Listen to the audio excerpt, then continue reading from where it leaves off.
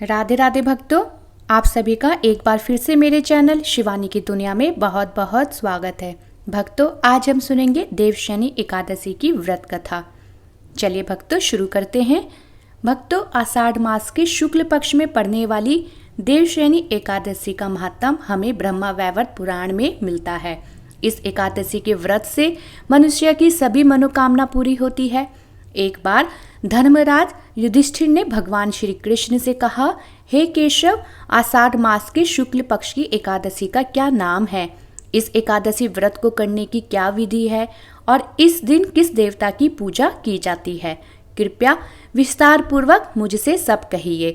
तब भगवान श्री कृष्ण कहने लगे, हे युधिष्ठिर, जिस कथा को ब्रह्मा जी ने नारद जी से कहा था वही आज मैं तुमसे कहता हूँ। ध्यान पूर्वक सुनो। एक समय नारद जी ने ब्रह्मा जी से यही प्रश्न किया था। नारद जी का प्रश्न सुनकर ब्रह्मा जी बोले, हे नारद, तुमने कलयुग के जीवों के उद्धार के लिए बहुत ही उत्तम प्रश्न किया है, क्योंकि देवशयनी एकादशी का व्रत सब व्रतों में सबसे उत्तम है।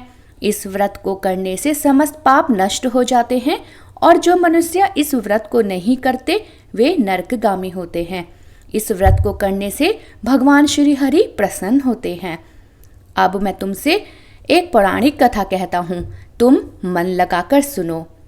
सूर्यवंश में मंधाता नाम के एक चक्रवर्ती राजा थे जो सत्यवादी और महापराक्रमी थे। वे अपने प्रजा का पुत्र की भांति पालन किया करते थे।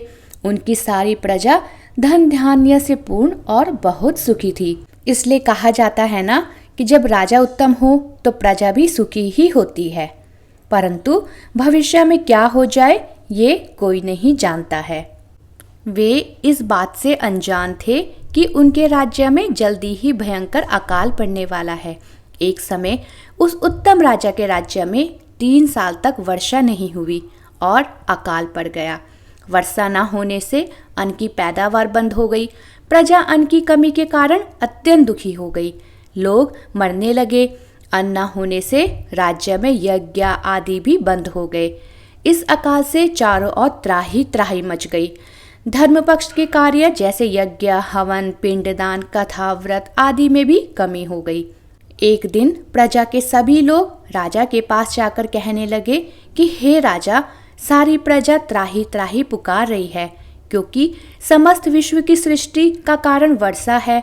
वर्षा के अभाव से अकाल पड़ गया है और अकाल से प्रजा मर रही है। इसलिए हे राजन, आप कोई ऐसा उपाय बताओ जिससे प्रजा का कष्ट दूर हो। तब राजा मंधाता कहने लगे, आप लोग ठीक कह रहे हैं। वर्षा से ही अन्न उत्पन्न होता है और आप लोग वर्षा न होने से अत्यंत दुखी हो गए हो। मैं आप लोगों के दुखों को समझता हूँ। राजा के पापों के कारण ही प्रजा को दुख भोगना पड़ता है। मैं बहुत सोच विचार कर रहा हूँ, फिर भी मुझे अपना कोई दोस्त दिखाई नहीं दे रहा है। पर फिर भी मैं आप लोगों के दुखों को दूर करने के लिए जल्दी ही उत्तम प्रयास करूँगा। ऐसा कहकर राजा मंधाता भगवान की पूजा करने के बाद कुछ मुखिया आदमियों को साथ लेकर वन की तरफ चल दिए।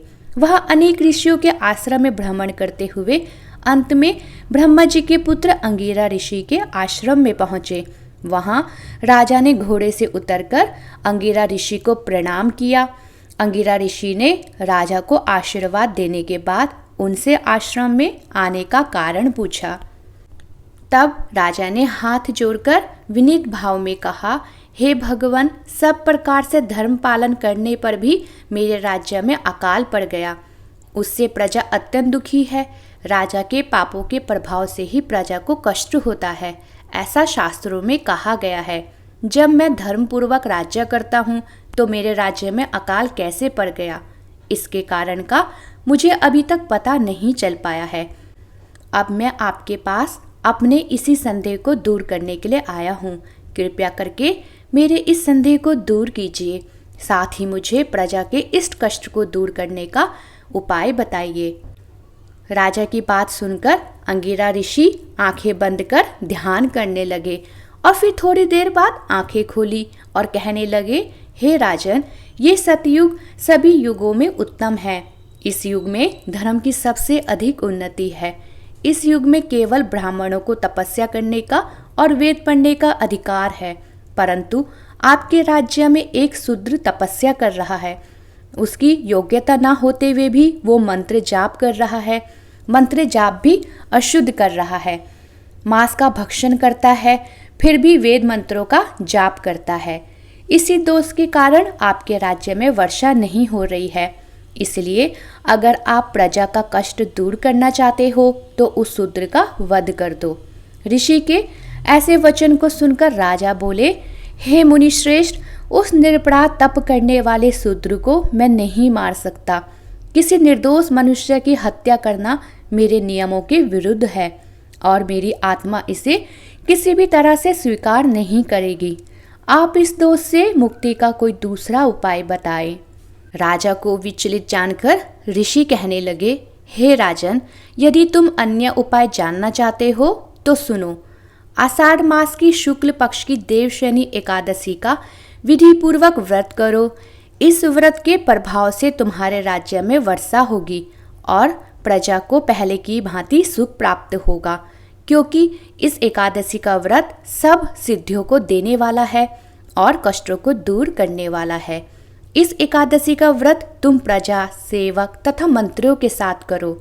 ऋषि की ऐसी बात सुनकर राजा खुशीपूर्वक अपने राज्य में वापस आ गए और उन्होंने विधि पूर्वक सभी प्रजाजनों के साथ पूरे विधि विधान से देवशयनी एकादशी का व्रत किया। व्रत के प्रभाव से उनके राज्य में मूसलाधार बारिश हो गई और पूरा राज्य धन धान्य से संपन्न हो गया और प्रजा को अत्यंत सुख पहुंचा। भक्तों, देवशयनी एकादशी का व्रत सभी मनुष्यों को जरूर करना चाहिए। ये व्रत इस लोक में भोग और परलोक में मुक्ति देने वाला है। इस कथा को पढ़ने और सुनने से मनुष्य के सभी पाप नष्ट हो जाते हैं। इसलिए भगवान श्री विष्णु की प्रसन्नता और मोक्ष की प्राप्ति के लिए इस उत्तम व्रत को जरूर करना चाहिए। बोलो भगवान श्री हरि की जय। भगवान श्री विष्णु की जय। भक्तों, अगर आपको मेरी ये कथा पसंद आई हो तो मेरा चैनल लाइक, शेयर और सब्सक्राइब करना ना भूलें।